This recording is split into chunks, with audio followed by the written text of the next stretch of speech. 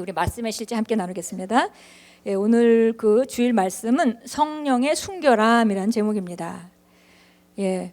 우리가 그 새로운 본성에 대해서 얘기하고 의의 본성에 대해서 얘기합니다. 그래서 우리가 의인이기 때문에 하나님 앞에 담대히 설 수 있고 어떤 정죄감도 받지 않는다 이런 선포를 하지만 그 의의 동정의 양면과 같이 다른 쪽은 반드시 올바름이죠.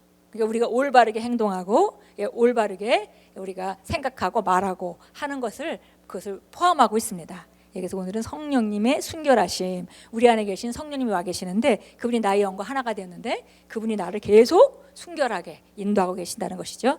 요한복음 17장 19절 같이 읽겠습니다. 또 그들을 위하여 내가 나를 거룩하게 하오니 이는 그들도 진리로 거룩함을 얻게 하려 함이니이다. 그런데 그 거룩함은 바로 진리로 하나님의 말씀으로 거룩해진다고 했습니다. 우리 같이 읽겠습니다. 하나님에 대한 경외심을 가지고 있지 않은 그리스도인들이 있습니다. 그들은 자신들이 선택한 방식을 따라 살 자유가 있다고 생각합니다. 그러나 그렇게 하는 것은 위험합니다. 그리스도인에게는 옳지 않은 삶의 방식이 있습니다. 당신의 인생을 향한 하나님의 목적을 성취하고 싶다면 당신은 반드시 심령의 순결함을 지녀야 하고 그리스도 안에서의 의의 본성과 참된 거룩함을 따라 살아야 합니다. 우리는 여호수아 3장 5절에서 여호수아가 이스라엘 백성들에게 말한 충격적인 내용을 읽을 수 있습니다. 그는 이렇게 말했습니다. 너희는 자신을 성결케 하라.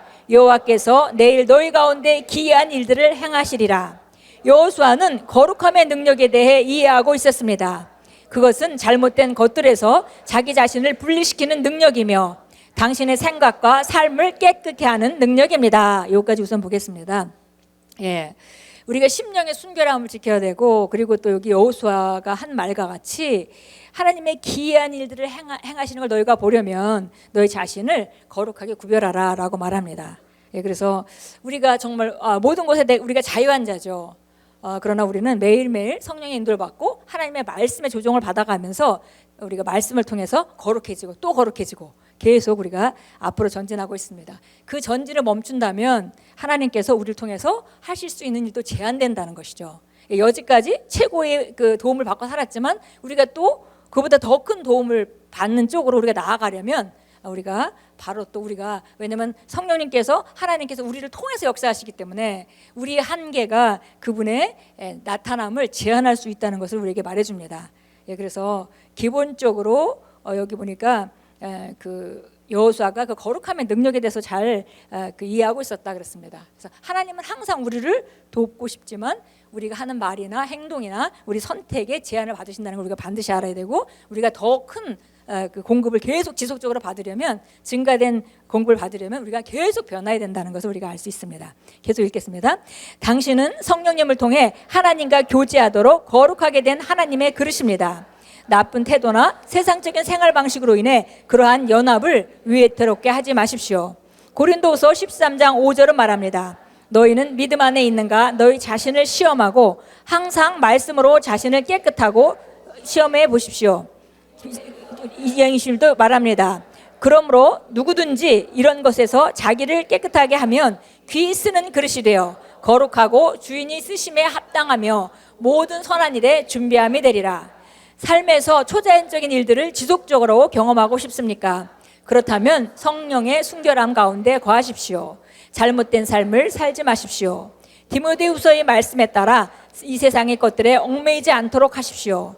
자기 생활에 얽매이는 자가 하나도 없나니 당신은 복음을 통해 세상으로부터 구별되었지만 그럼에도 생각과 혼의 거룩함을 통해 당신 안에 있는 세상적인 요소들을 제거해야 합니다. 이러한 일은 당신이 말씀의 권위와 주대심에 내어드리고 당신의 삶에서 성령님의 인도에 순종할 때 일어납니다. 할렐루야. 여기 보니까 오늘 성령님의 순결함이라고 얘기할 때 지금 두 가지를 얘기하고 있는 것을 우리가 알 수 있습니다.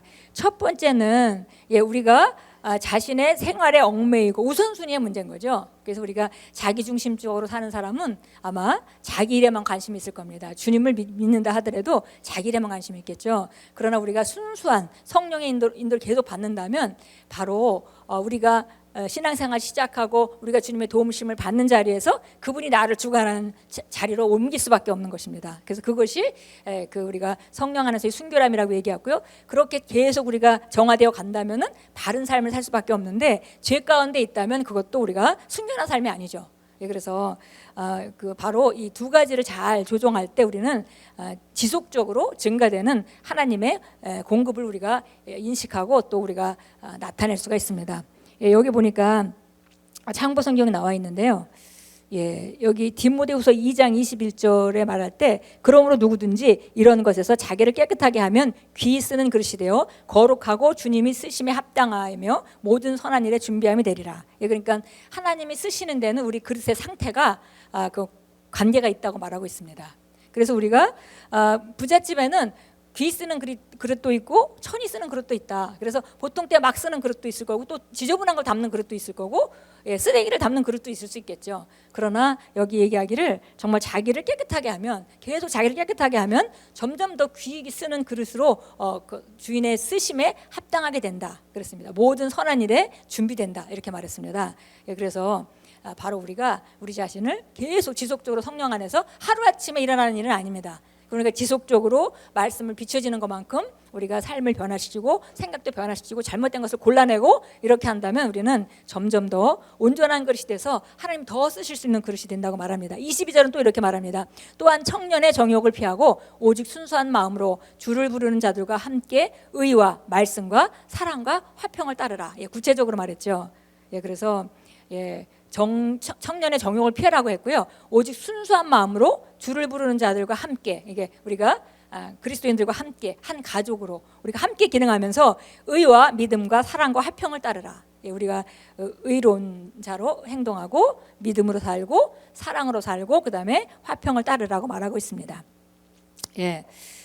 정말 이미 우리가 복음을 통해서 놀랍게 세상으로부터 구별됐지만 그럼에도 우리가 생각과 혼을 거룩하게 만들어서 그것으로 말미암아 우리 안에 있는 세상적인 요소들을 제거해야 된다 그랬습니다. 그러면 성령께서 더 많이 쓰실 수 있는 사람이 되는 것이고 더 많이 나타낼 수 있는 것이 되는 것입니다. 그리고 그것은 바로 말씀의 권위와 주대심에 우리를 양보할 때 항상 우리가 깨끗게 되는 것은 말씀으로 깨끗해지죠. 다른 것이 아니라 요한복음 15장에서도 예수님은 포도나무가 우리가 가지인데 하나님께서 우리 가지를 쳐서 열매를 더 잘 맺을 수 있도록 계속 우리를 가지치기를 해주시는데 그것은 다른 것이 아니라 하나님의 말씀으로 한다고 했습니다. 깨끗게 되는 것은 항상 하나님의 말씀으로 깨끗게 됩니다. 우리 함께 고백하겠습니다. 나는 하나님께서 사용하실 수 있도록 나를 거룩하게 하고 구별됩니다. 나는 그리스도의 형상대로 마음을 새롭게 함으로 끊임없이 변화됩니다. 나는 말씀과 성령님의 권위 및 인도에 양도되어 순결함을 유지합니다. 예수 이름으로 기도합니다. 아멘.